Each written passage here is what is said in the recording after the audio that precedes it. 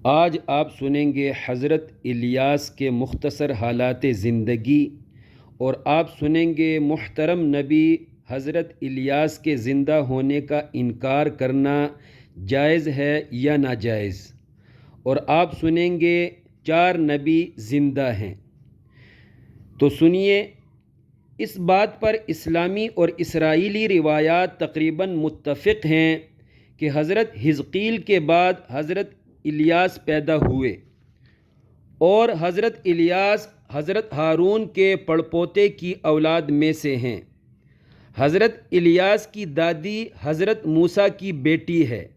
حوالہ نہایت العرب فی فنون الادب، 10ویں جلد، صفحہ نمبر 14۔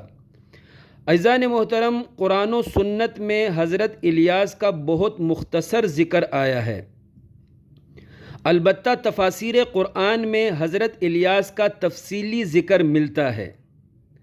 تفسیر روح البیان، تفسیر مظہری اور فتاوی رضویہ وغیرہ میں لکھا ہے 4 نبی ابھی تک زندہ ہیں اور قرب قیامت تک زندہ رہیں گے۔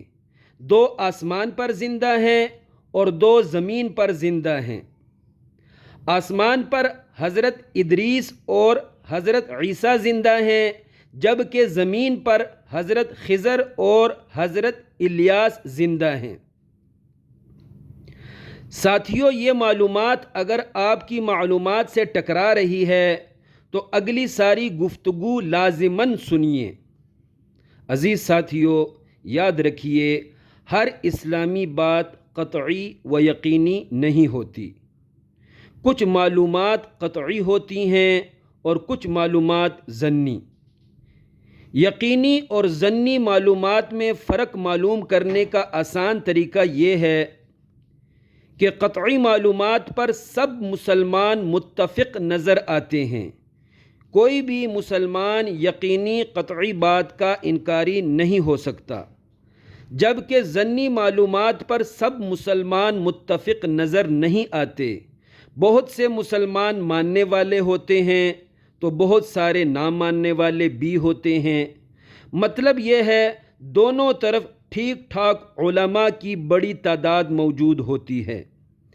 لہٰذا تمام مسلمانوں سے میری اپیل ہے کہ اپنے آپ میں اختلاف رائے کو ہضم کرنے کی صلاحیت پیدا کیجیے۔ بے سند مفتی مت بنیے۔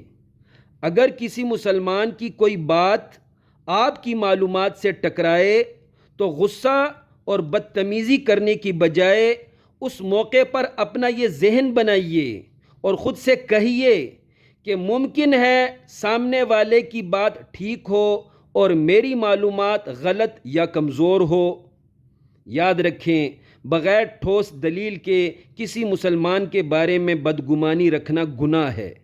مطلب بغیر ٹھوس دلیل کے کسی مسلمان کو جاہل سمجھنا اور خود کو صاحب علم سمجھنا گناہ و تکبر ہے۔ آخری بات سنیے، حضرت الیاس کو زندہ ماننا یہ بات نہ ضروریات دین میں سے ہے، نہ ضروریات اہل سنت میں سے ہے، لہٰذا حضرت الیاس کو زندہ ماننا بہتر ہے۔